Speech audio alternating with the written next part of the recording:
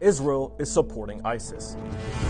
Not metaphorically, not symbolically, I mean actually funding, arming, and protecting ISIS-affiliated gangs in Gaza. Now, this isn't speculation. It's been confirmed by Israeli media, politicians, and even Netanyahu himself. According to the Israeli outlet Ynet, former defense minister and senior Knesset member Avigdor Lieberman revealed that Netanyahu personally ordered the IDF to arm and train criminal gangs in Gaza, gangs that he says identify with ISIS. The Israeli government is giving weapons to a group of criminals and felons identified with Islamic State at the direction of the Prime Minister Lieberman charged. Netanyahu didn't deny it. Instead, he offered a justification. Quote, "We are working to defeat Hamas in various ways." Netanyahu's defense is that by supporting ISIS, Israel can finally defeat Hamas and overthrow them in Gaza. It's a bit ironic, isn't it? Because at the start of the war, Netanyahu insisted that Hamas was ISIS. Hamas is ISIS. But now, Hamas isn't ISIS, and apparently it can be defeated by them. But this, of course, is a complete lie. First of all, this criminal gang in Gaza isn't affiliated with ISIS. They are affiliated with the Palestinian Authority, which is dominated by Hamas's political rival, Fatah, which currently rules over the West Bank as a puppet state for Israel. Even Israeli media admits that they aren't sure why Avigdor Lieberman accused the gang of being affiliated with ISIS, as he didn't really provide any evidence. The truth is, he probably wanted to make an already bad situation sound even worse for Netanyahu. Secondly, and more importantly, Israel arming this criminal gang in Gaza has nothing to do with defeating Hamas. This is actually a plot for something much bigger and much worse. You see, after 2 years of carpet bombing, shelling, and invading Gaza, Hamas has yet to be defeated. Despite Gaza being flattened above ground, Hamas continues to carry out ambushes, recruit new fighters, train them, and hold Israeli prisoners of war. Their tunnel networks are clearly still intact, and their decentralized structure is proving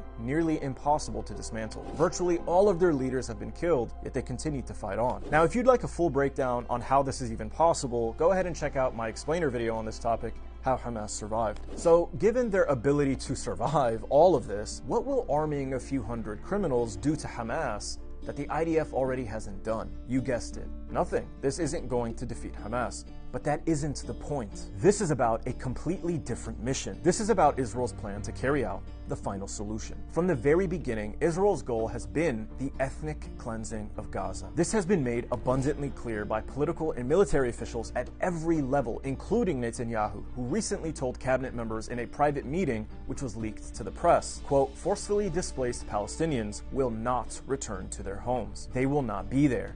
We will control there. I know there are those with dreams of Jewish settlement in Gaza. I don't want to disappoint them." So this criminal gang fits right into this final solution for Gaza. So how are they created, and how are they doing Israel's dirty work? Well, let's start by introducing you to this scumbag right here. This is Yasser Abu Shabab. He's a known crackhead, previously jailed by Hamas for dealing narcotics and engaging in other criminal activity in the Gaza Strip. But after October 7th, Israel attacked the jail he was held in, secured his release, and turned him into a proxy warlord. They offered him the money, weapons, intelligence, and training to recruit other members in Gaza and carry out Israel's dirty work. Abu Shabab now commands over 300 gang members who are armed with IDF weapons and dressed in uniforms provided by Israeli intelligence. They operate out of this villa in Khan Yunis, protected by his own guards and by the IDF. According to reports, Abu Shabab's criminal gang is looting United Nations aid under IDF protection and selling it on the black market at an inflated price. They're also conducting reconnaissance missions for Israeli forces, and worst of all, they are running IDF-backed concentration camps in Rafah using stolen food to lure desperate civilians. They're also establishing a puppet police force to govern depopulated areas and turn them against Hamas. Basically, Abu Shabab and his gang are doing Israel's dirty work in Gaza. You know, at this point, there are a lot of parallels to the Holocaust as Israel commits this genocide. But this criminal gang, armed and funded by Israel, is actually quite similar to the Jewish ghetto police that was organized on behalf of the Nazis during World War II. The Jewish ghetto police was presented as a security force course, protecting food, rationing it, and distributing it. But eventually they began rounding up their own brethren for extermination. On May 13, 1942, the Holocaust survivor Chaim Kaplan wrote, the Judenrat was ordered to supply 1,500 youths, so the Jewish police began to make the rounds of their doors during the night. Their coming was accompanied by cries and wails, but the police, in spite of their being Jewish, hardened their hearts and did their duty. Instead of 1,500, 2,000 were taken out of their home. 1,500 were turned over to the Nazis, and 500 were set free after paying a ransom to the Jewish police. Anatol Chari, a policeman in a Polish ghetto, in his memoirs described his work protecting food depots, controlling bakery employees, as well as patrols aimed at the confiscation of food from the ghetto residents. Basically, they got to determine who got food and who didn't, based on Nazi orders. He also recounted the involvement of Jewish policemen in swindling food rations and in forcing women to provide sexual services in exchange for bread. The Polish Jewish historian and Warsaw ghetto archivist Emanuel Ringelblum has described the cruelty of the ghetto Jewish police as at times greater than that of the Germans, the Ukrainians, and the Latvians. So much like how the Jewish ghetto police carried out Nazi orders, Abu Shabab and his gang serve as a collaborator force to do Israel's dirty work. Their primary goal is to help Israel manufacture the famine and concentrate the rest of Gaza's population into the south for a major ethnic cleansing push to dump the Palestinians into Egypt. So again, this really isn't an attempt to defeat Hamas. It isn't about saving the hostages. This is a final solution: to kill or cleanse the Palestinians and enslave the rest of the survivors in a high-tech apartheid camp. Let me explain. But first, we need to take a look at some population statistics that will help us make sense of Israel's dilemma and the tragedy that is unfolding before our eyes. Before October 7th, Gaza's population was 2.2 million. Since then, roughly 100,000 people have fled Gaza alive, and roughly 50,000 are confirmed to have been killed by the IDF. But there's a problem. Donald Trump, human rights organizations, and most recently even Israeli academics have claimed that the current population in Gaza is closer to 1.84 million people. Now, this math doesn't really add up. If only 100,000 have fled and 50,000 have died, we'd expect a population of 2.05 million, but we are seeing a gap of at least 160,000 people unaccounted for. What this means is that the death toll isn't actually 50,000, it's 210,000, much higher than what is being reported by the Gaza Health Ministry, which is limited in its ability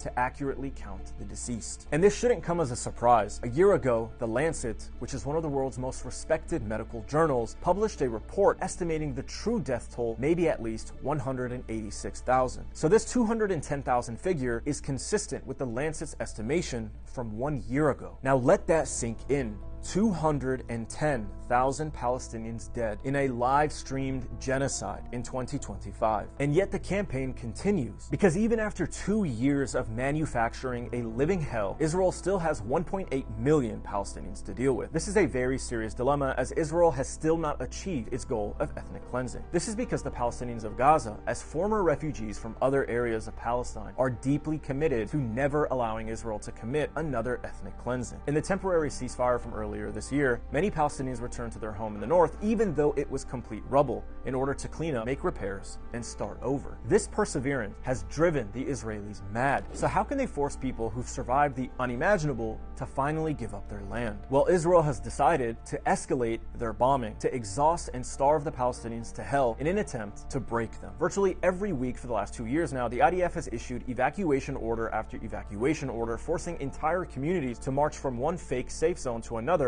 across rubble and ash. While they walk, they are bombed from the air, shot by snipers, murdered by drones. Hospitals all over Gaza have been attacked, even destroyed. Mosques have been blown up, water systems obliterated, schools, streets, and neighborhoods erased, border crossings blocked, and food trucks prevented from entering. For nearly 80 days from March to May, not a single food item was allowed to enter Gaza. Israel was deliberately manufacturing a famine to try and complete the ethnic cleansing. Now, Israel claimed that the blocking of aid was because Hamas was stealing it for themselves. But this, of course, was another lie. According to Cindy McCain, who serves as the head of the World Food Program and is responsible for much of the aid on the ground in Gaza, Hamas is not stealing the aid. Have this man-made catastrophe with Israeli authorities blocking the entry of all aid from March until about May 18th. So are your deliveries consistently now getting through? They have let a few trucks in. This is a drop in the bucket as to what's needed. Now we have 500,000 people inside of Gaza that are extremely food insecure. Israel has consistently said that the looting is being carried out by Hamas. Have you seen evidence that it is Hamas stealing the food? No, not at all. This doesn't have anything to do with Hamas. Now, the world has mostly been atrocious in allowing Israel to engineer this genocide, but the tide has recently shifted. The growing famine in Gaza has triggered a media pivot unlike anything we've seen in over a year and a half of genocide. For the first time, even pro-Israel outlets are starting to call it out because starvation, it seems, is a line too far to spin. And as journalist Chris Hedges puts it, the elites are just trying to save face. It's pretty hard to justify starvation, but they're just trying to cover their ass. They're not going to do anything. They recognize now that there's just no way out in terms of defending what Israel is doing, and so they're rhetorically distancing themselves, but still sending the weapons. I think it's just an act of very cynical self-preservation. As a result of this pressure, Israel has been forced to allow the aid in. But because of their support for this criminal gang in Gaza, they are able to steal the food that they let through, which keeps the famine going so that they can blame it on Hamas. They also bomb, shoot, and kill the people coming to collect the food. The gang collaborating with Israel are the ultimate traitors, and the people of Gaza seem to understand this. Abu Shabab's own family members put out a statement publicly disowning him and his gang, and for good reason. Recently, while looting a food truck, the gang murdered a truck driver. Can you imagine being killed by your own brothers while trying to feed your people during their most vulnerable time? This is the situation the Israelis have manufactured in Gaza, and just as shamefully, the US has supported it. This gang murdering drivers and stealing food have been doing this for nearly a year now. Back in November, nearly 8 months ago, Haaretz reported that the Israeli army was allowing gangs in Gaza to loot aid trucks and extort protection fees from drivers. These same groups now pretend to offer the people of Gaza a new alternative for collecting aid. This is how Israel plans to concentrate Gaza's population into their newly built concentration camps in the south. Once they have the majority of the people in the south near Rafah, they will carry out a violent cleansing into Egypt. If you think this is a conspiracy theory, consider that this was reported by Israeli media as a plan months ago. Back in March, the Israeli journalist Yonon Magal tweeted, "The IDF intends to evacuate all residents of the Strip to a new humanitarian zone, confined and designated for long-term stay. Entry will be screened. Anyone remaining outside will be targeted. The plan is backed by the United States." And long before that, during his time as defense minister, Yoav Gallant warned of a total ethnic cleansing. Quote, "Israel will act with unprecedented force. Other options, including emigration, will open. The alternative is total destruction." Yasser Abu Shabab is helping Israel with this final solution by drawing people into these concentration camps. In a recent video, he invited civilians to enter his safe zone, which is supervised and controlled by Israel. There he offers food and medical aid. And he's doing so in coordination with the so-called GHF, the Gaza Humanitarian Foundation, which is an Israeli-controlled front posing as a neutral aid organization. The group is designed to replace legitimate international NGOs, control the distribution of food, and force Palestinians into specific humanitarian zones under biometric surveillance and military oversight. Israel presents it as a solution to the famine crisis that they manufactured, but it's actually part of their ethnic cleansing final solution. So none of this is a genuine attempt to provide humanitarian relief. This is the final stage of ethnic cleansing, and it's why the World Food Program, the UN, and other organizations criticize this plan and refuse to participate in it, even though the people of Gaza desperately need food. According to them, the GHF's plan will not meet the needs of Palestinians. In fact, Jake Wood, an American military veteran who was the head of the GHF until he abruptly resigned from the organization on Sunday, May 25th, quote, "It is clear that it is not possible to implement this plan while also strictly adhering to the humanitarian principles of humanity, neutrality, impartiality,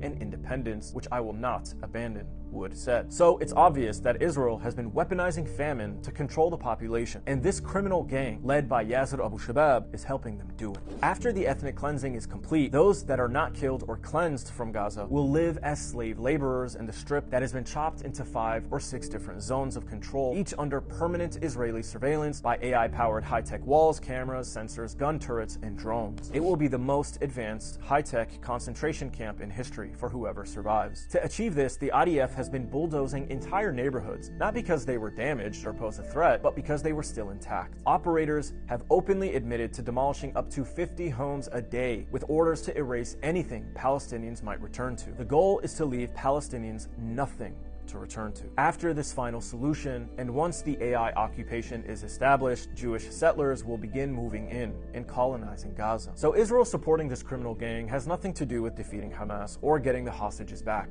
It never was. This has always been about genocide, ethnic cleansing, and replacing the people of Gaza with Jews. It's happening right now in front of your eyes. This is Israel's final solution, and the US and EU are aware of this plan. Even worse, Saudi Arabia, Qatar, Egypt, the UAE, Syria, Jordan, Iran, and Turkey, they all know this to be true, yet they all sit idly by and do nothing. The only people trying to prevent this famine, ethnic cleansing, and genocide is a group of activists on a f***ing sailboat, led by a 22-year-old white girl who has more courage than every so-called leader in the region. I put a lot of effort into these videos. I research, write, shoot, and edit my own content. So if you like this video, please comment, like, and subscribe, and consider becoming a paid subscriber. The links to support me are in the description of this video. And of course, as always, I want to know what you think. So drop a comment and let me know.